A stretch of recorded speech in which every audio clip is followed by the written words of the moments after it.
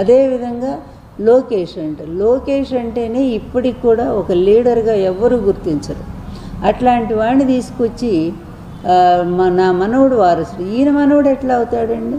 కూతురు కొడుకు మనవడు అయితే వరస అవుతాడు తప్ప వారసత్వానికి మనవడు గాడు. మన సంప్రదాయంలో కొడుకులే కదా, ఇంటి పేరు ఎవరికి ఉంటుందో వాళ్లే కదా వారసులుగా చెప్పుకునేది, ఆస్తులకు కానీ దేనికైనా సరే. అలాంటిది ఎన్టీఆర్ కుటుంబంలో వాళ్ళు నందమూరి కుటుంబంలో నుంచి ఎవరైనా అవుతారు.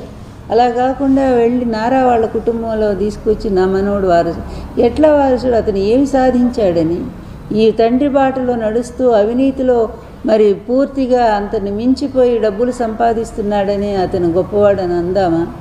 అదేవిధంగా ఇష్టం వచ్చినట్టుగా రెడ్ బుక్ రాజ్యాంగాన్ని నడిపిస్తూ రాష్ట్రంలో మరి ప్రతిపక్ష నేతలందరినీ కూడా చంపిస్తూ, అదేవిధంగా వాళ్ళు ఆత్మహత్యలు చేసుకునే విధంగా ప్రేరేపిస్తూ, మహిళల మీద జరుగుతున్నటువంటి అత్యాచారాలు దారుణాలన్నీ తెలుగుదేశం నాయకులు చేస్తుంటే కనీసం శిక్షలు కూడా లేకుండా వాళ్ళని కాపాడుకుంటూ, అదేవిధంగా ప్రతిపక్ష నేతల్ని వాళ్ళ భార్యల్ని ఇష్టం వచ్చినట్టుగా మాట్లాడే వాళ్ళని కాపాడుకుంటూ ఇతని పరిపాలకుడా?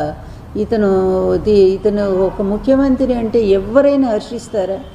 ఇట్లాంటి దగుల్బాజీ రాజకీయాలు చేసేటువంటి వాళ్ళు ప్రపంచ చరిత్రలో ఇంతవరకు చూడలే. ఇప్పుడు ప్రతి ఒక్కడూ ఒక ఆశయం కోసం, హిట్లర్ లాంటి వాడు కూడా వాడు యూదుల మీద కోపంతో చేశాడు, వాడి చిన్నతనంలో జరిగిన అవమానాల వల్ల. అతను ఒక ఆశయం పెట్టుకున్నాడు, అతను చేశాడు. కానీ వీళ్ళకి ఏదైనా ఒక ఆశయం అంటూ ఉందా?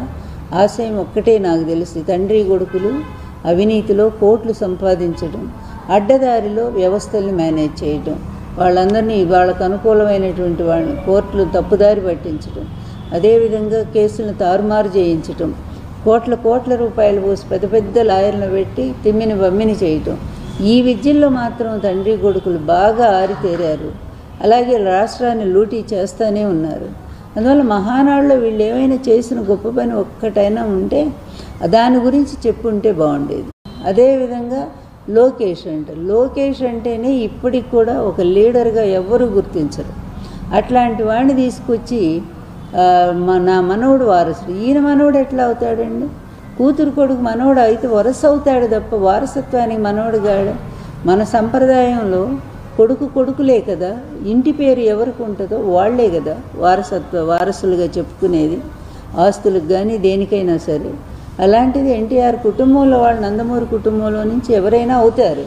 అలా కాకుండా వెళ్ళి నారా వాళ్ళ కుటుంబంలో తీసుకొచ్చి నా మనవడు వారసుడు, ఎట్లా వారసుడు? అతను ఏమి సాధించాడని ఈ తండ్రి బాటలో నడుస్తూ అవినీతిలో మరి పూర్తిగా అంతని మించిపోయి డబ్బులు సంపాదిస్తున్నాడని అతను గొప్పవాడని అందామా?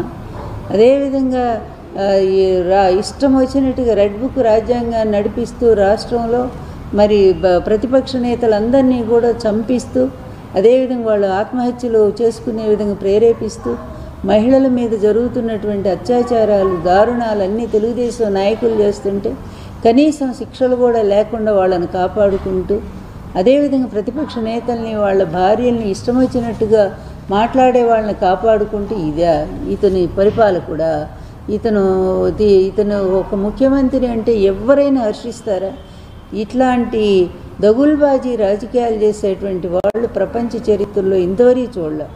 ఇప్పుడు ప్రతి ఒక్కడూ ఒక ఆశయం కోసం, హిట్లర్ లాంటి వాడు కూడా వాడు యూదుల మీద కోపంతో చేశాడు, వాడి చిన్నతనంలో జరిగిన అవమానాల వల్ల. అతను ఒక ఆశయం పెట్టుకున్నాడు, అతను చేశాడు. కానీ వీళ్ళకి ఏదైనా ఒక ఆశయం అంటూ ఉందా?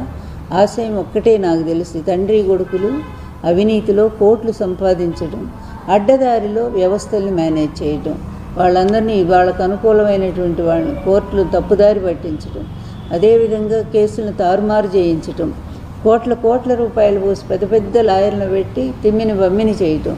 ఈ విద్యల్లో మాత్రం తండ్రి కొడుకులు బాగా ఆరితేరారు. అలాగే రాష్ట్రాన్ని లూటీ చేస్తూనే ఉన్నారు. అందువల్ల మహానాడులో వీళ్ళు ఏమైనా చేసిన గొప్ప పని ఒక్కటైనా ఉంటే దాని గురించి చెప్పుంటే బాగుండేది.